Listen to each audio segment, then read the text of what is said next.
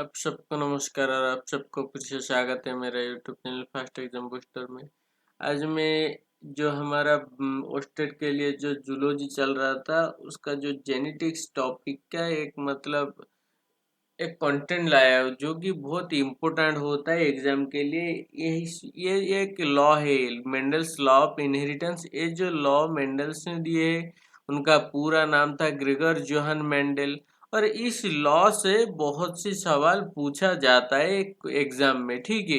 कौन सी एग्जाम में? ओस्टेट एग्जाम में बहुत सी सवाल पूछा जाता है, या तो कोई भी टीजीटी एग्जाम में, ठीक है।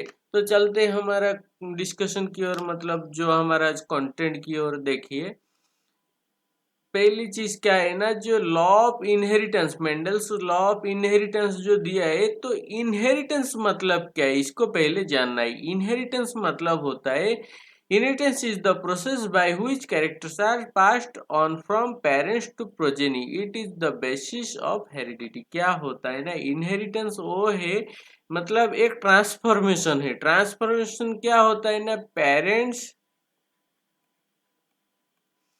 पेरेंट्स टू चाइल्ड और चिल्ड्रन, जो चिल्ड्रन में जो कैरेक्टर का ट्रांसफर होता है,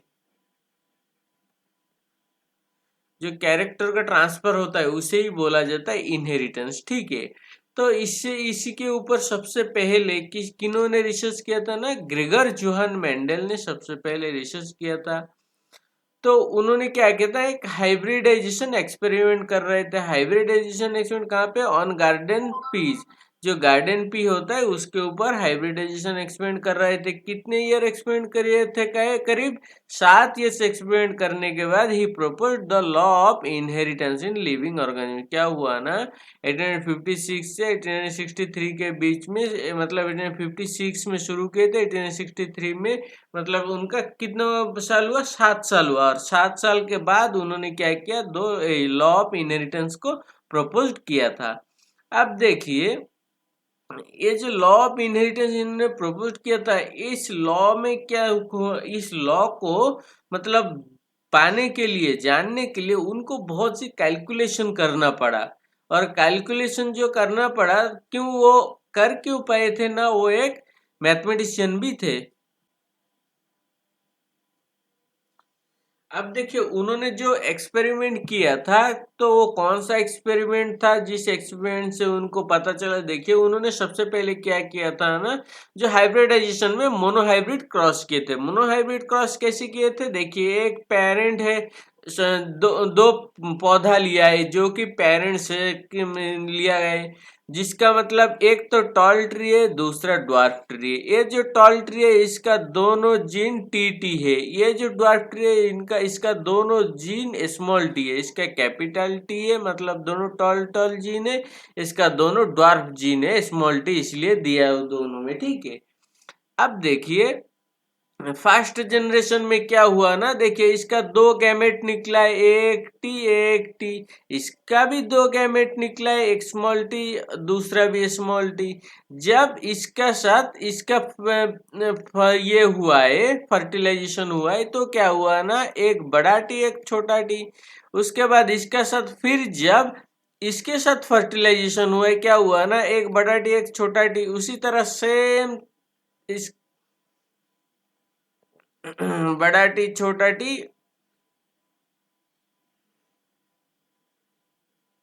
बड़ा टी छोटा टी, ये जो हुआ है इसमें क्या हुआ ना, 4 पौधा हुआ है। तो ये जो सारे पौधा थे, क्या हुआ ना, पे एक कैरेक्टर टॉल होने की वजह से दूसरे को उसने क्या किया, डोमिनेट कर दिया। डोमिनेट करने से क्या हुआ है, ए टॉल, मतलब चारों जो पौधा था वो सारा का सारा टॉल हुआ है, ठीक है। मतलब एक भी ड्वार्फ प्लांट नहीं मिला है। मतलब क्या हुआ है ना, फर्स्ट जो जनरेशन में जो पौधा हुआ था उसमें क्या हुआ ना, ये जो फेनोटाइप, ड्वार्फिज्म फेनोटाइप क्या हुआ ना, गायब हो गया, सप्रेस्ड हो गया, रिसेसिव हो गया। अब देखिए, इस F1 जनरेशन के जो पौधा आया है सबका मतलब जीनोटाइप क्या है, एक कैपिटल टी एक स्मॉल टी।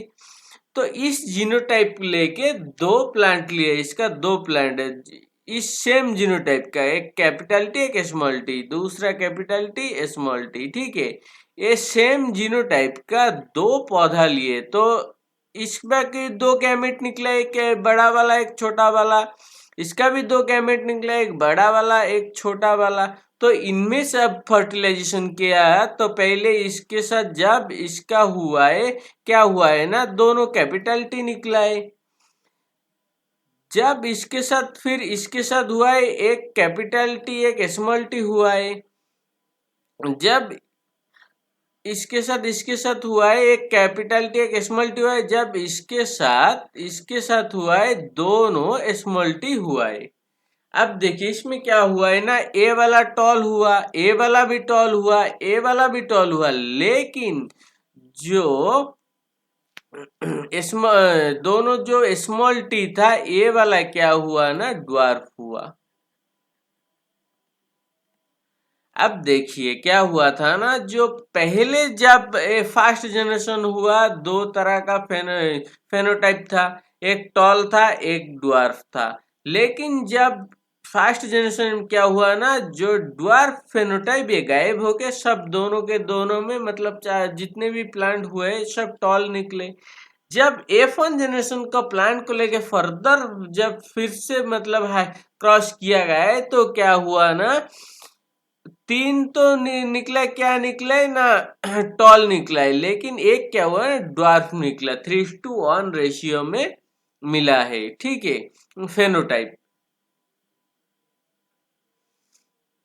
और जीनोटाइप कितना, A1 है, A2 है, A1 है। क्यों, जीनोटाइप क्या है, जीन का कैरेक्टर TT, एक कैपिटल टी स्मॉल टी, ए भी कैपिटल टी स्मॉल टी, लेकिन ये स्मॉल टी, ठीक है। तो ये हुआ जीनोटाइप। ये फेनोटाइप मतलब जो दिख रहा है बाहर से, जो कैरेक्टर दिखेगा, मतलब एक पौधा लंबा है कि छोटा है, वो बाहरी कैरेक्टर है, तो इसलिए फेनोटाइप है। और जो इंटरनली छुपा हुआ है, जो हम बाहर से देख नहीं सकते, जो जीन का कैरेक्टर है, वो जीनोटाइप होगा। और ये जो तीन प्लांट है, इनका फेनोटाइप बराबर है, लेकिन जीनोटाइप में थोड़े डिफरेंस है, ये अलग है और ये दो सेम है, ठीक है।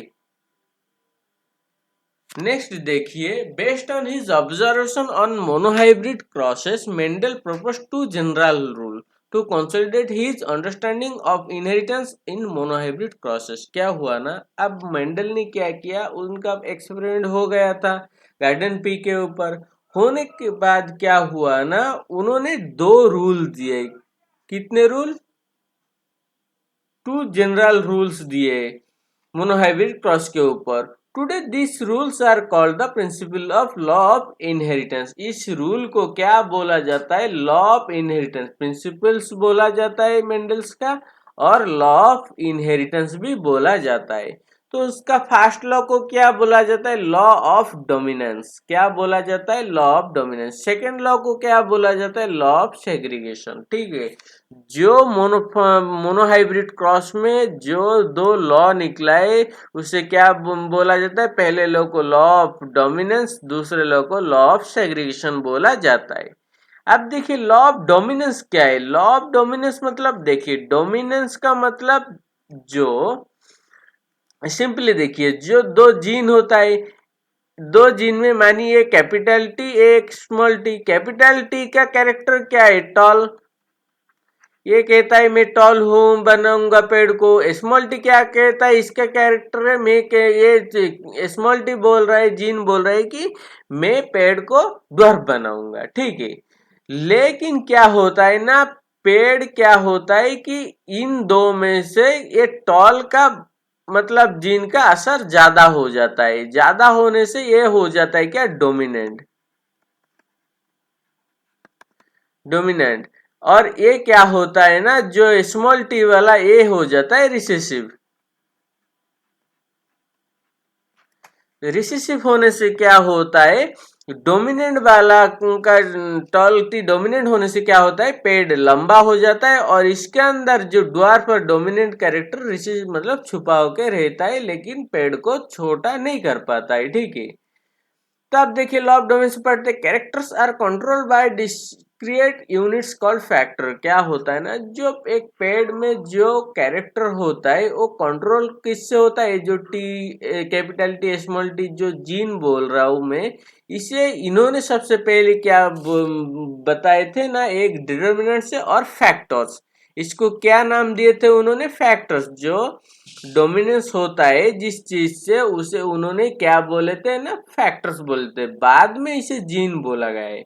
Factors occur in pairs. Factor किस में होता है ना, पेयर्स में होता है। पेयर्स में क्यों होता है ना, एक मेल का होता है, एक फीमेल का होता है। फर्टिलाइजेशन मेल फीमेल में ही होता है। एक कैरेक्टर मेल से मदर से मेल से आता है, दूसरा कैरेक्टर फीमेल से आती है, इसलिए ये पेयर में होते हैं। नेक्स्ट देखिए, in a dissimilar pair of factors on member of the pair dominates the other. क्या होता है ना, एक मेंबर का ये गैमेट्स दूसरे जीन फैक्टर दूसरे को डोमिनेट करता है। अब देखिए इस स्लाइड में देखिए, जब टॉल और ड्वार्फ का जब फर्टिलाइजेशन हुआ है F1 जनरेशन में, क्या हुआ ना, सब टॉल ट्री पे हुआ है। इससे क्या हुआ है ना, ये टॉल कैरेक्टर ड्वार्फ कैरेक्टर को डोमिनेट कर गया। डोमिनेट करने से क्या हुआ ना, सारा का सारा जो पौधा हुआ टॉल हुआ है। The law of dominance is used to explain the expression of only one of the parental character in a monohybrid। क्या बोला जाता है, जो लॉ ऑफ डोमिनेंस ये कहता है कि फर्स्ट F1 जेनरेशन में जितना भी पौधा होगा, जो दो कैरेक्टर्स में से कोई भी एक कैरेक्टर का होगा, पहली चीज F1 जनरेशन में। लेकिन further in both second generation में क्या होगा ना, जो रिसेसिव कैरेक्टर था वो भी बाहर आएगा, ठीक है। It also explain the proportion of 3:1। क्या होगा ना, ये जो फेनोटाइप कैरेक्टर होगा, ये फिफ्थ जनरेशन में कितना होगा ना, 3:1 होगा। मतलब मैंने दिखाया था कि 3:1 रेशियो में कैसे होता है, ठीक है। ये डोमिनेंट है। अब देखिए लॉ ऑफ सेग्रीगेशन क्या है। लॉ ऑफ सेग्रीगेशन, सेग्रीगेशन मतलब सेपरेशन, जो गैमेट का सेपरेट होके आने को ही सेग्रीगेशन बोला जाता है। अब देखिए सेग्रीगेशन क्या है। This law is based on the fact that the alleles do not show any blending. क्या होता है ना, ये लॉ ये कहता है जो एलील्स होता है, एलिस मतलब जो जीन और मेंडल के हिसाब से जो फैक्टर्स होता है, वो फैक्टर एक दूसरे के साथ बेंडिंग नहीं होता है, ठीक है। ब्लेंडिंग नहीं होता है। ब्लेंडिंग मतलब मिक्सिंग। मिक्सिंग ना होने से क्या होता है ना, वो सेपरेट ही रहता है। सेपरेट रहने से जनरेशन के बाद जनरेशन में वो क्या होता है ना, कभी डोमिनेंट होता है तो कभी रिसेसिव हो जाता है। अगर ब्लेंडिंग हो जाता तो नेक्स्ट जनरेशन में कभी भी वो डोमिनेट मतलब फेनोटाइप नहीं हो पाता, उसका कैरेक्टर नहीं दिखता। लेकिन ये ब्लेंडिंग ना होने से क्या होता है कि वो नेक्स्ट जनरेशन में आ जाता है वही कैरेक्टर और वही फेनोटाइप दिख जाता है। That both the character are recovered as such in the F2 generation. क्या हुआ ना, ब्लेंडिंग ना होने से क्या हुआ है ना, F2 जनरेशन में दोनों कैरेक्टर दिख जाता है। इसलिए on off this is not seen at the F1 stage, जो कि जिसमें से एक कैरेक्टर F1 स्टेज में नहीं दिखता है लेकिन दूसरा स्टेज में दिख जाता है। यहाँ पे देखिए टॉल ट्री ये F1 जनरेशन का, F1 जनरेशन कहाँ से आया है, एक टॉल और एक ड्वार्फ का फर्टिलाइजेशन से आया था। अब देखिए ये क्या हुआ है ना, जब इनका ये हुआ है मतलब फिर से फर्टिलाइजेशन हुआ है। फर्टिलाइजेशन होने से क्या हुआ है ना, 3 टॉल ट्री एक ड्वार्फ ट्री का क्या हुआ है ना, सृष्टि हुआ है, मतलब शुरुआत हुआ है। तो इसे क्या बोला जाता है ना, देखिए कि सेग्रीगेशन। सेग्रीगेशन का मतलब जो कैरेक्टर सेपरेट होके आ जाते हैं फिर से, और कैरेक्टर एक जीन के एक मतलब ये में अंदर एक प्लांट के अंदर सेपरेट ही रहते हैं। यही था law of segregation. The factors or alleles of a pair segregate from each other such that a gamete receives only one of the two factors। क्या होता है, जो दो फैक्टर्स होता है, दो फैक्टर से सेग्रीगेट होके एक गैमेट्स ही एक गैमेट से यह रिसीव करता है, receive only on off the two factors, एक फैक्टर से रिसीव करता है। ये तो इसका एक्सप्लेनेशन के लिए मतलब इमेज लगाया था। तो आपको अब लॉ ऑफ डोमिनेंस और लॉ ऑफ सेग्रीगेशन मैं उम्मीद करूँगा हूँ कि समझ में आया है। अगर मेरा वीडियो आपको अच्छा लगे तो प्लीज़ लाइक करिए, शेयर करें, सब्सक्राइब करिए। Thanks for watching.